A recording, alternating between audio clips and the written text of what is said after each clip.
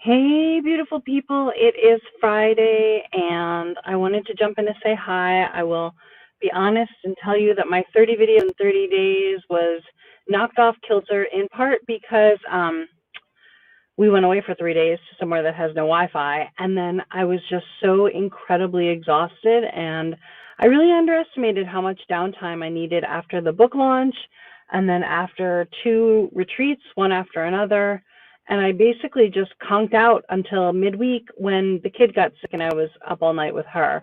Um, so this is my first fully functioning day, and I celebrated by taking myself out for raw oysters with an old friend and getting some new flowers and making a video for you.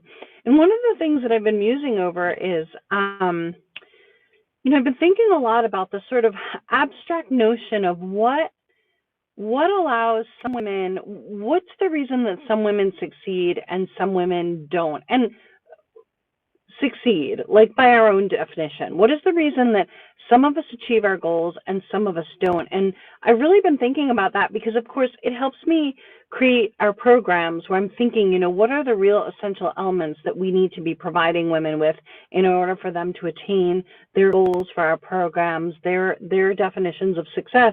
So I'm always thinking, what are the actual, what are the less spoken pieces of success when you're a business owner, when you're an entrepreneur, when you're someone out in the world doing healing work and teaching and guiding.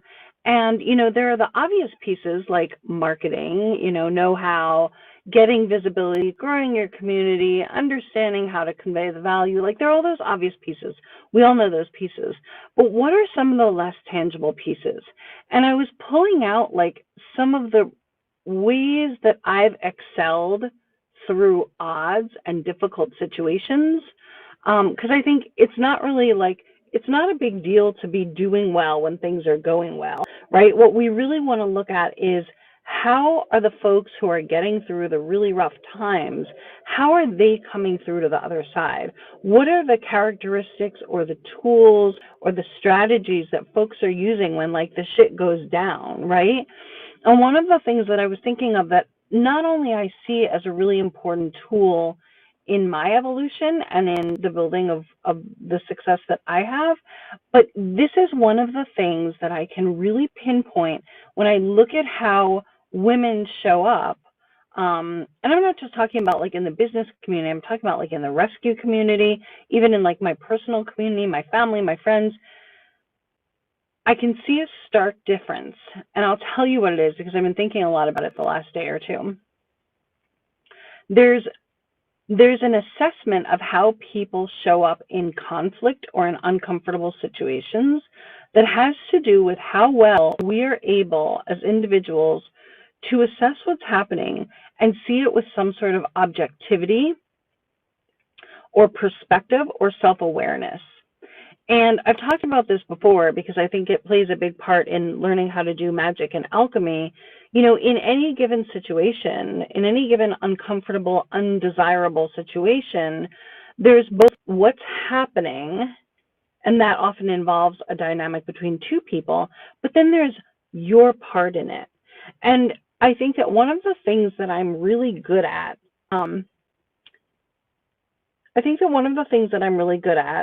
is being able to say, okay, this uncomfortable situation is happening. Here's what I perceive the other person is doing or how they're showing up or what's happening from their vantage point. Here's my part in this.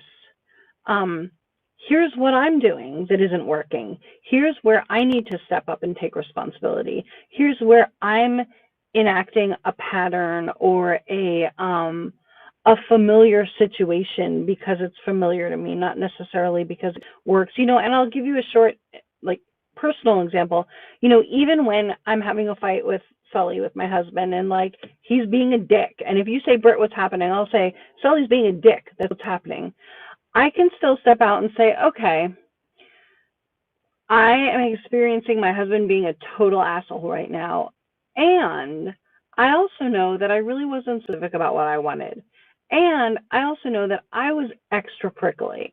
And I also know that rather than have an uncomfortable conversation, I actually am more comfortable fighting. So I kind of threw a little bit of gasoline on that one, because then I could be like, well, fuck you, you're being a dick. And I could walk away without really diving into the situation, which is just a little more energy than I have today. And I think that there's a real growth edge when you're able to step back and see your own behavior, see your own situation from a sort of perspective or with self-awareness that is like a real hallmark of being able to choose to do things differently in the future, which is in and of itself one of the pillars of success, right? Being able to assess the situation, see our part in it, see what we want to do differently next time to get a different result. Because if you don't go through that process, then you're not going to get different results. You're going to keep getting the same result. You're going to keep being in shitty, unfulfilling relationships, or you're going to keep having business ideas that fail, or you're going to keep hitting walls in your, in your entrepreneurial journey. So I really just wanted to share that with you because, in a weird way, understanding that in any given situation, I have control over how I choose to see it and how I show up, how I choose to show up, I really love that. And it means that I don't get to play victim, which is its own bag of hoots and fun in and of itself.